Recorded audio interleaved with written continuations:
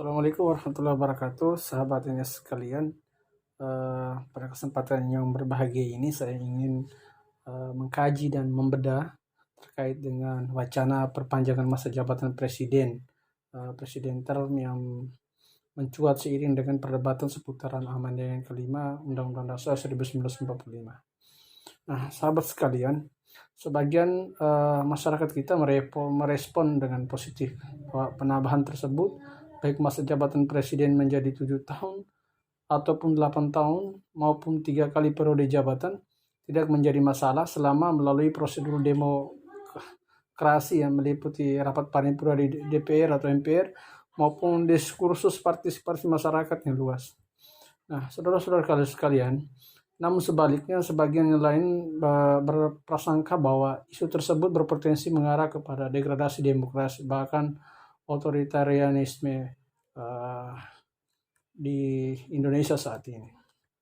Nah, wacana itu pernah mengemuka era kepemimpinan Bapak SBY Susilo Bambang Yudhoyono pada tahun 2010. Namun hal itu kandas tak berlanjut. Nah, di sisi lain, kontroversi wacana tersebut tidak dapat semata dipandang suka atau tidak suka terhadap rejim pemerintahan sekarang, melainkan jauh, yakni implikasi jangka panjang bagi bangunan kelembagaan maupun fastum demokrasi kita. Nah, sahabat sekalian, jika kita melihat dari argumentasi empiris, maka secara empiris memang ada negara yang memberlakukan periode masa jabatan presiden sebanyak 3 kali. Namun hanya 2 negara, yaitu Vietnam 3 periode 5 tahun dan Kiribati 3 periode dan 4 tahun. Nah, negara-negara dengan periode jabatan 7 tahunan sebanyak 11 negara, baik yang hanya sekali, 2 kali maupun tidak terbatas periode jabatan. Sementara itu bagian besar negara memberlakukannya maksimal 2 periode, baik 4 tahunan maupun 5 tahunan. List of political term limit Wikipedia. Namun tidak ada satupun negara yang memberlakukan masa jabatan presiden 8 tahun dalam sekali periode. Nah, teman-teman sekalian, apabila dikaitkan dengan kualitas pelembagaan demokrasi di Vietnam dan Kiribati, kalau kita dijadikan sebagai pembanding atau acuan ternyata masih dalam peringkat bawah. Vietnam bahkan masuk kategori otoritarian dalam Indeks Demokrasi Dunia versi The Economist Intelligence Unit pada tahun 2018 dengan menempati peringkat ke-139. Sementara itu, Kiribati malah tidak tercakup dalam pengindeksan tersebut. Indonesia justru berada di peringkat ke-65 di antara 160 negara yang terkategori dalam demokrasi belum penuh, flavor democracy. Indeks demokrasi tersebut mengukur 5 kategori besar, yaitu proses pemilihan, bagaimana mekanisme proses pemilihan dan pluralisme, terus kebebasan sipil, fungsi-fungsi pemerintahan, serta partisipasi politik dan budaya politik. Nah, lebih lanjut, referensi empiris lainnya dari Freedom House yang merilis indeks kebebasan dunia setiap tahun. 2 indikator besar yang diukur adalah hak politik dan kebebasan sipil dengan status bebas. Sebagian bebas dan tidak bebas. Hasilnya Indonesia memiliki skor 64 dengan status sebagian bebas party, free. Sementara itu Kiribati mendapat skor 93 negara dengan bebas atau free. Dan Vietnam memperoleh skor 20 dengan status tidak bebas atau not free. Secara tidak langsung, sahabat sekalian, alasan empiris ini untuk wacana menambah periode kepemimpinan hingga 3 periode membandingkan dengan Vietnam maupun Kiribati masih belum meyakinkan kita. Artinya, kalaupun Kiribati dan indeks kebebasan dunia menempati peringkat di atas Indonesia dalam hal kualitas demokrasi hingga tidak layak dijadikan sebagai acuan ataupun patokan.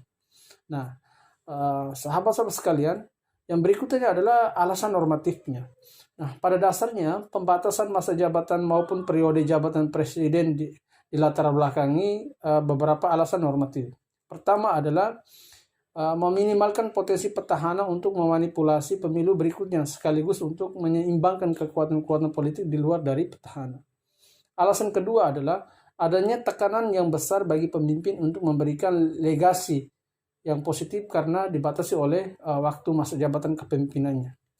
Alasan ketiga adalah seorang pemimpin betapapun kuat dan populernya, tidak mungkin tidak ada yang bisa menggantikannya. Keempat, bahwa proses regenerasi maupun peralihan kepemimpinan politik secara teratur adalah sesuatu keniscayaan dan normal. Artinya biasa-biasa saja sebenarnya. Nah, sekaligus proses ini dapat mendorong terciptanya ide-ide segar, inovasi-inovasi kebijakan maupun motivasi baru. Kelima adalah dengan batasan masa jabatan maupun periode, proses maupun kelembagaan demokrasi menjadi tetap sehat. Nah, saudara sekalian, kaitannya dengan urgensi wacana 3 periode jabatan di samping secara empiris tidak lazim, secara normatif potensial menyumbat proses sirkulasi kepemimpinan 5 tahunan di Indonesia. Artinya memusatkan kekuatan dan sumber daya politik, khususnya bagi petahana yang pada gilirannya bisa menyerembabkan demokrasi dalam kubang oligarki, bahkan otoritarisme. Berkaca dari sejarah, teman-teman sekalian, para pemimpin kelas dunia, sebut saja Nelson Mandela dari Afrika Selatan misalnya, betapapun rakyat mencintainya, betapapun rakyat menginginkannya untuk memimpin lagi, dia tetap berkomitmen 1 periode saja. Atau contoh lain, seperti Presiden Barack Obama yang di akhir-akhir masa jabatan periodenya kedua, publik kerak meneriakan 4 more year kepadanya, namun ia tidak menghiraukan itu. Artinya secara substantif, memang wacana untuk menambah masa maupun periode jabatan presiden bila dilakukan melalui prosedur demokrasi, amandemen Undang-Undang 1945 misalnya. Namun logika tersebut justru berpotensi menabrak fatsum politik demokrasi itu sendiri, bahwa demokrasi tiada lain adalah membatasi kekuasaan sehingga dapat tersebut bukan memusat dan terdistribusi secara seimbang, baik secara vertikal dari generasi sekarang kepada generasi mendatang maupun horizontal, yaitu di antara kekuatan-kekuatan politik yang ada. Persoalan kekhawatiran kita bahwa proses pembangunan dapat mengalami berputusan apabila presiden berganti agak berlebihan, saudara sekalian.